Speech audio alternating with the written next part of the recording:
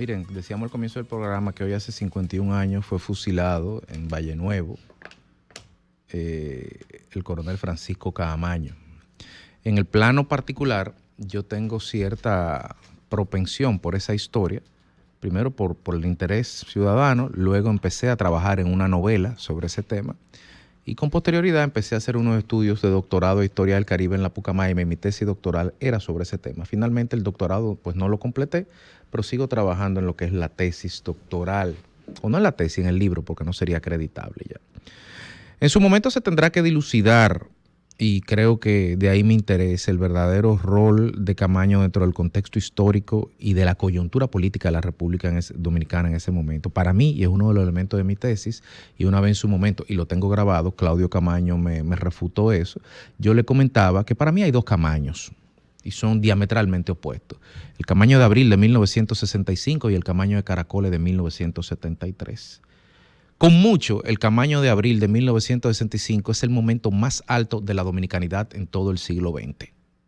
Y como dijo Ricardo Nieves al principio de su comentario, quizás solo equipar, o sea, al mismo nivel o casi al mismo nivel de los padres de la patria, en el sentido del compromiso, del arriesgarse y del ponderar los desafíos.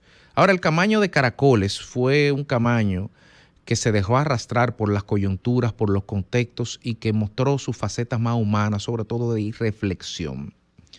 Claro, es muy bueno decirlo en el 2024 y no verlo dentro del contexto de la Guerra Fría, de los camaradas caídos en combate, del giro ideológico que se vivía, del conflicto de títere y titiretero en el cual estaban sometidos todos los actores políticos de la República Dominicana, del continente y del mundo en ese momento, de izquierda o de derecha. Uno sometido al capital de Washington, otro sometido al Partido Comunista de la Unión Soviética o de China o de La Habana. Elija usted el que quiera.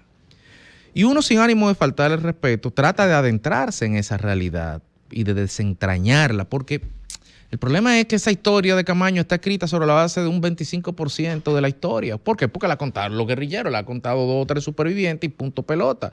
No la han contado los militares dominicanos que no hablan, y mucho menos el otro 50% de la historia no la ha contado el gobierno cubano, que es el que tiene los archivos y es el que se sabe la película completa. Y a 51 años no ha dicho ni esta boca es mía. Dicho eso, en lo particular, esta historia de Camaño refleja las contradicciones humanas de todos los personajes que estuvieron envueltos en ese turbulento periodo en el que dieron lo mejor que tenían que dar, que era su propia vida. Ahora, también esto muestra mucho el drama de la República Dominicana de parte de sus líderes, y lo vimos el día de hoy, lo hemos vivido toda la vida, que es la ausencia de planificación, y no podemos enaltecer la ausencia de planificación como un valor de referencia para la juventud dominicana. Y digo esto porque Caracoles fue un arrebato de cojones de Francisco Camaño, pura y simplemente. Y lo fue porque en 5 años no vino, y si vino, fue porque Amaury se lo enrostró en la cara en enero del 72.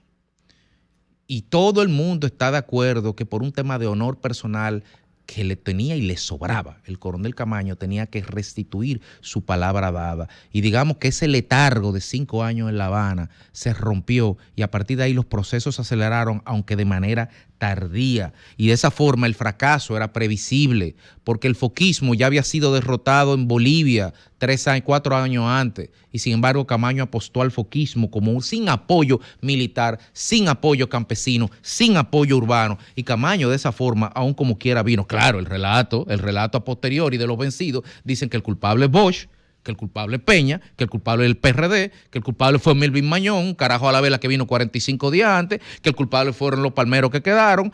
Cualquiera el culpable, como Mario Monge era el culpable del Che Guevara en Bolivia también, no el Che que decidió ir a Bolivia sin infraestructura en el territorio de ISPRE. Pero nunca van a decir que Camaño duró 5 años en La Habana, que no dormía en los campamentos del fin de semana, que se iba para su casa con su mujer en La Habana y no dormía en punto fijo.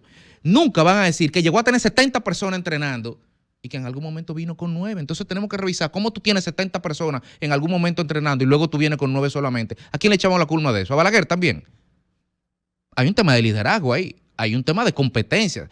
Lo cierto es que vino con 9 personas y tuvo 70. Y no lo digo yo, lo dijo en el fiero Hanle Herman, con nombre y apellido de todos los combatientes. Y ni hablar de los conflictos internos que se suscitaron al interno del campamento de Punto Fijo allá. Al punto tal que uno de los combatientes fue casi sometido a un consejo de guerra, en este caso Billo Gómez Suardí, que para más señas le decían matacuero. Ese señor mató a una gente en La Habana, le iban a someter en consejo de guerra. Claro, mató a un compañero limpiando un arma. Hombres entrenados, acostumbrados a manipular y mató con un arma. Perfecto, no hay problema. La muerte será una incógnita. Ahora, lo que no nos puede quedar como una incógnita es que su muerte fue ilegal. Es que fue un fusilamiento de un ciudadano que se había entregado y que se entregó a un oficial, en este caso Castillo Pimentel, que le preservó la vida y se lo transfirió a la superioridad que estaba destacada en Nizaíto en ese momento, y de repente el hombre aparece muerto.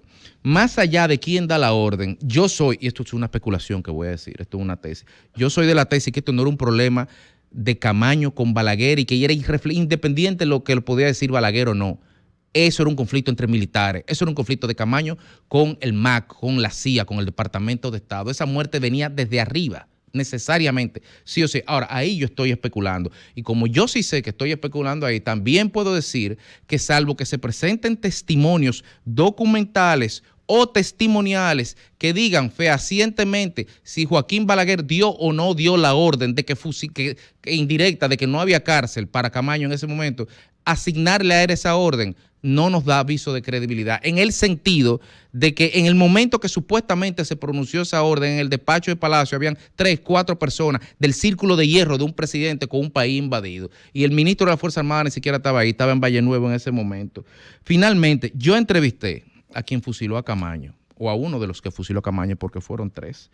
Y así como puedo decir que fue un crimen irreflexivo, que fue un crimen de Estado, que Balaguer lo prohijó y que Balaguer lo encubrió, porque eso no se puede negar, y que Balaguer le echó tierra a eso y que después trató de ocultarlo enseñando el cadáver.